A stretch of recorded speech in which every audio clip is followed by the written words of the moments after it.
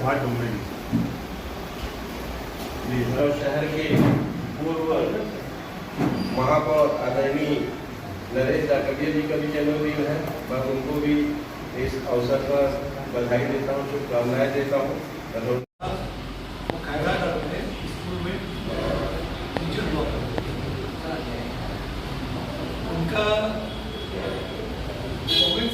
शहर कांग्रेस कमेटी राजनांदगांव द्वारा पंडित रविशंकर शुक्ल जी की एवं पंडित विद्याचरण शुक्ल जी शहीद जो कि इनकी जयंती आज मनाई गई शहर कांग्रेस कमेटी द्वारा।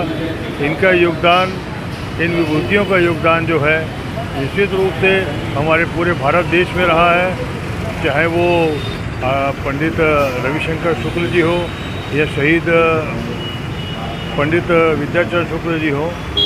इसलिए आज हमने शहर कांग्रेस कमेटी ने इनका जयंती मनाई और साथ में संगोष्ठी मनाकर इनकी जयंती में हम लोगों ने पुष्पांजलि अर्पित की है।